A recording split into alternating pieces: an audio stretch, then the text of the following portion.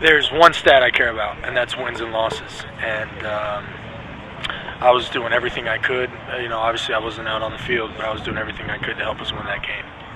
Awkward having to take pain medication or whatever you have to deal with before? I tried not to take it before the game. It is for school, I can tell you that. It's really hard to concentrate, and it's really hard to read my textbooks and manage medication, things like that. But during a game, you just manage it the best you can,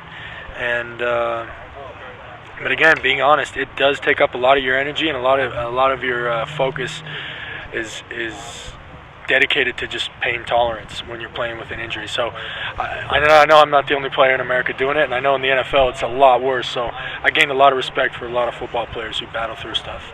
I watched the film, and I know that I'm not playing my best. I mean, compare my film to how I played versus Washington State to how I played against Boise State, and it doesn't look like the same player. And I recognize that. However, if the coaches decide that I give us the best chance to win, then I want to be out there, and I want to make good on that trust that they and confidence that they show in me. If you were not healthy enough to go, would your competitive spirit allow you to admit that to the coaches, you think? I have to be. It's tough. I've asked them not to put me in that situation, because probably the answer is no. I'd probably lie, but tape doesn't lie, and reps and practice and things like that. So they've been around a long time, and they're experienced enough to where I'll put what I can do out on tape, and if they feel that that's sufficient and good enough to help us win, great. And if they don't, then I can accept that. I'd rather accept that. I don't think I could ever bow out. I don't think I could ever throw in the towel. So looking back, would you say maybe you shouldn't have played, or can you go that far? No regrets. I played the best and hardest I could. I know I didn't play perfect, and I made a lot of mistakes, but I prepared as hard as I possibly could and played as hard as I possibly could, and so I have no regrets looking back. And again, that's why they pay coaches a lot of money, because there's tough decisions to manage with personnel, and so I don't envy them. If they make the decision they need to keep you on the sideline this weekend, what does your role become in terms of getting the other guys ready? Just offer whatever I can.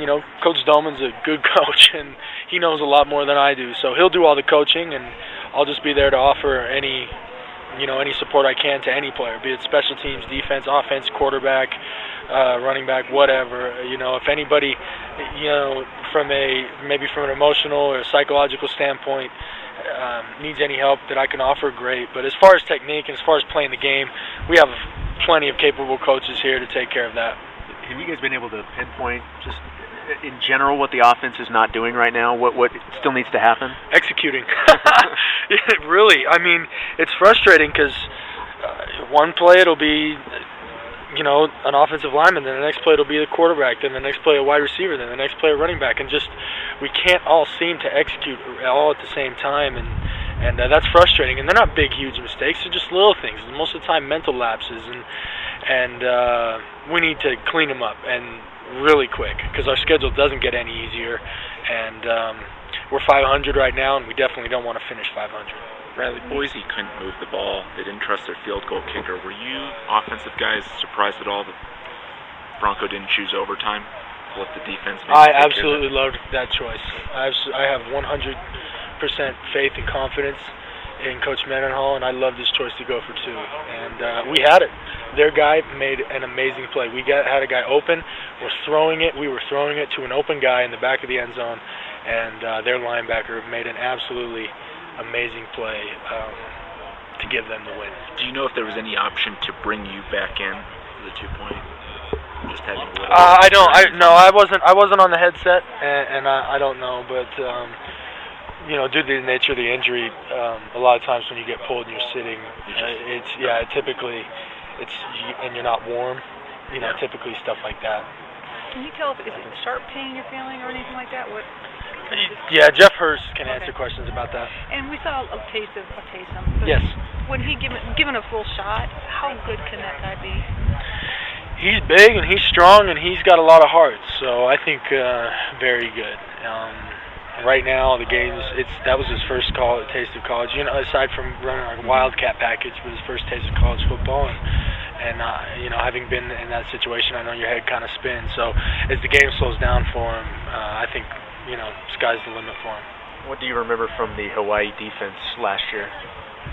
I remember they tried to bat a lot of balls down and they tried to sit back, and because they didn't put a pass rush on us, our offense did a good job of taking what they gave us, both in the run and the pass game, and we were able to make big plays when we needed to. How easy is it just to focus on Hawaii and say we can't do anything about these last two games, we just have to focus on Hawaii? How easy is that? Very easy, because you want to move on. Like, you can't sit there and dwell. Once we evaluated, and got the grades back from Utah and Boise State, I don't ever plan on watching those games again. That doesn't make you feel good. But what does make you feel good is knowing you got another shot to come out and do better and improve and to compete and play the game you love.